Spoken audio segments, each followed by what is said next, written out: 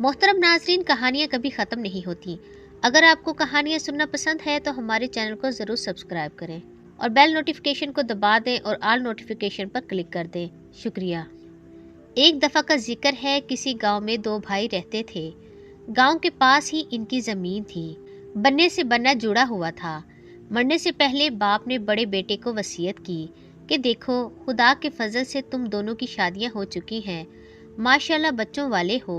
मेरी बात, जब ज़मीन बांटना तो छोटे भाई को गांव के साथ वाली ज़मीन देना, क्योंकि इसकी बेटियां ज़्यादा हैं। न्यायन की ज़मीन होगी, यानी कि गांव या शहर से मुल्हका ज़रूरी ज़मीन, तो लड़कियां भी आराम से 4 कदम पर जाकर फसल काट लेंगी।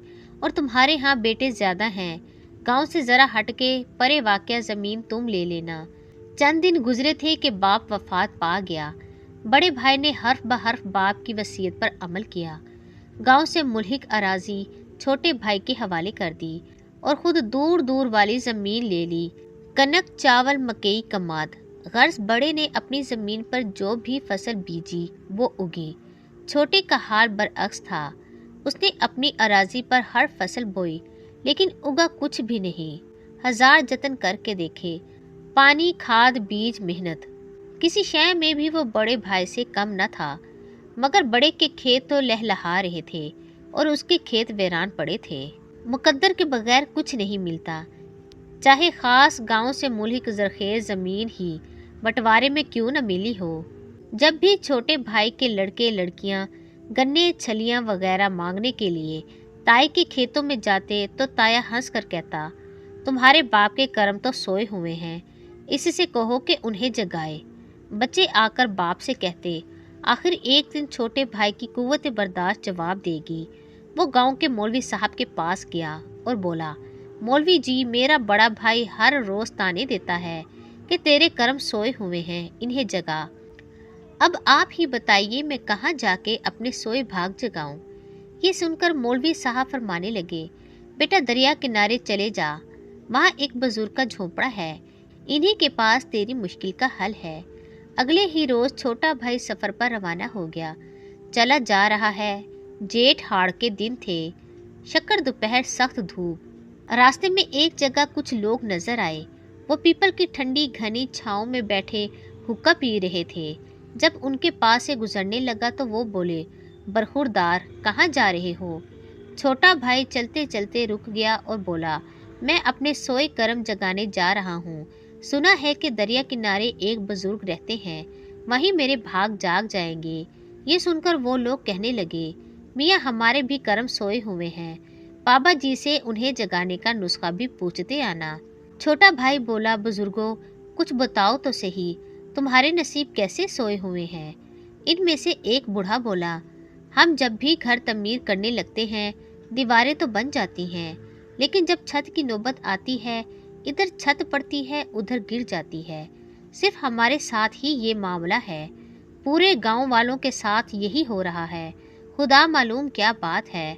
छोटा भाई ये कहते हुए आगे बढ़ गया, खातिर जमा रखो, मैं जरूर सरकार से पूछता हुआ आऊंगा।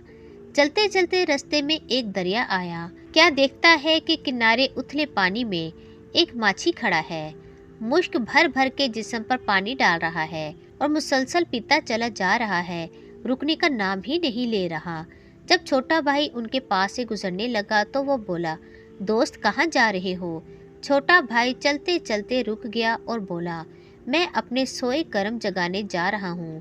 सुना है इधर दरिया किनारे एक बुजुर्ग रहते हैं, वही मेरे भाग जगाएंगे।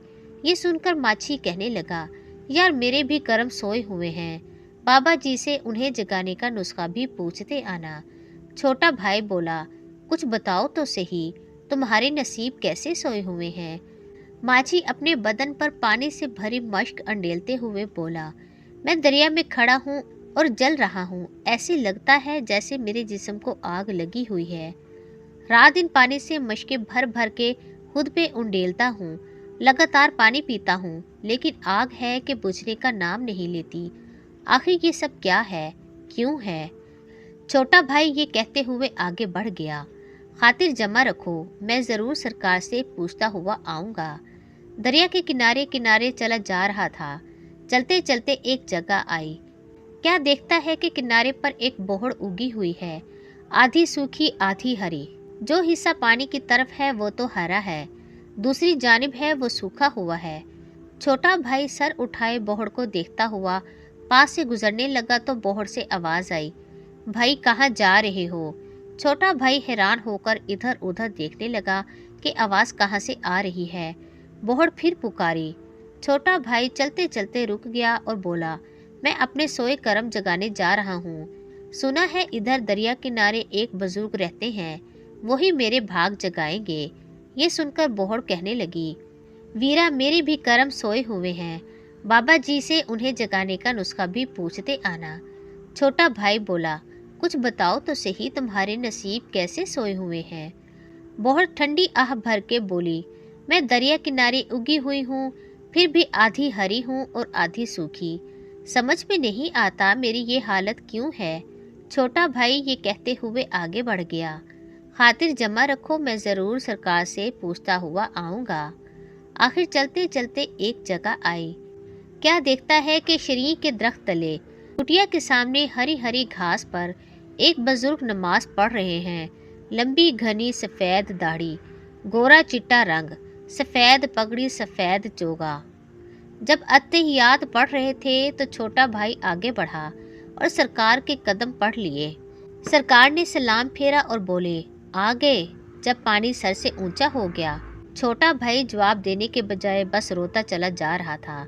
सरकार ने सर पर हाथ रखा और कहा, बच्चा उठ, जा दरिया के किनारे से रेत उठा के ला। छोटा भाई दौड़ा दौड़ा गया, किनारे से रेत उठा लाया। सरकार ने आंखें बंद की, थोड़ी देर कलमा पढ़ा, रेत पर फूंका और कहा, जा अपनी ज़मीन पर जाके इस रेत का छट्टा लगा, रब ने चाहा तो हर किस्म की फसल उगेगी। छोटा भाई वापस जाने के लिए मुड़ा ही था कि यकायक बोहड़ का ख्याल आया। सरकार से इसका जिक्र किया तो वो बोले, बोहड़ जिस तरफ से सूखी हुई है वहाँ 7 बादशाहों का खजाना दफन है, खजाना निकाल दो, बोहड़ उधर से भी हरी हो जाएगी। अब छोटे भाई ने माछी की कैफियत बयान की तो सरकार ने कहा, माछी के सीने में 3 लाल हैं जिनकी तेज़ रोशनी की वजह से जल रहा है। अगर माछी तीनों लाल उगल दे तो इसके जिस्म को लगी आग बुझ जाएगी। आखिर में छोटे भाई ने देहातियों का मसला बताया। सरकार बोले, उनसे कहना जो कंवारियां हैं उन्हें ब्याह दो, जो ब्याही हुई हैं उन्हें उनके घरों में भेज दो। इंशाल्लाह गाँव के घरों पर छतें पड़ने लगेंगी। छोटे भाई ने बाबा जी के हाथों को बोसा दिया और वापस रवाना हो गए। सबसे पहले बोहड़ मिली, देखते ही बोली, वीरा मेरे बारे में सरकार ने क्या बताया? छोटा भाई कहने लगा, बहना तेरी जड़ों में 7 बादशाहों का खजाना दफन है, अगर वो निकाल दिया जाए तो तू पूरी की पूरी हरी हो जाएगी। ये सुनकर बोहड़ खुश हो गई और बोली, वीरा तुम ही खजाना निकाल कर लेते जाओ, मैंने इसका क्या करना है।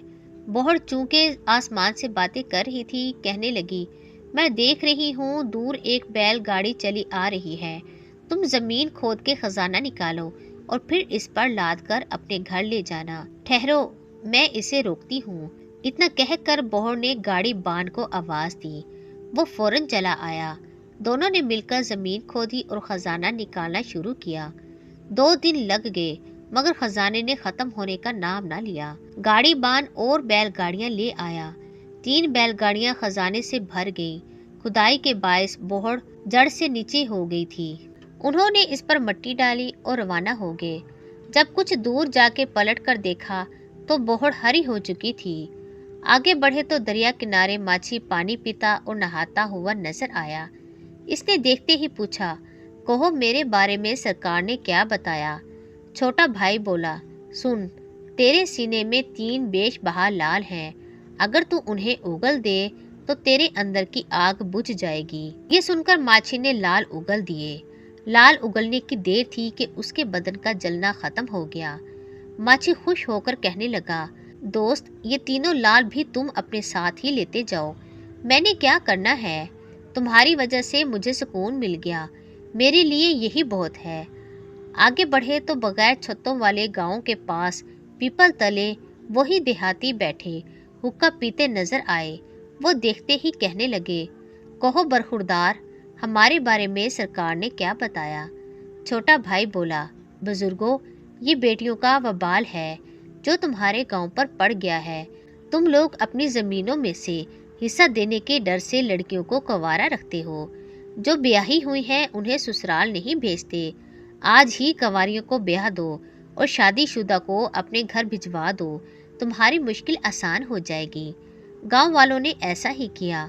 वाकई अब वो जो भी घर बनाते थे, छतें कायम दायम रहती थीं। छोटा भाई हीरे जवाहरात और अशरफियों से भरी बैल गाड़ियाँ और 3 बेशबहा लाल लेकर जब अपने गांव पहुंचा तो बड़े भाई की आंखें खुली की खुली रह गईं। इसने गाड़ी बानों को बेशुमार दौलत दी। बेचारे दुआएं देते खुश खुश घर को लौटे। इसने अपने बंजर खेतों में जाकर बाबा जी की दम की हुई रेत का छट्टा दिया। वाकई अब जमीन की जरखेजी देखने के काबिल थी।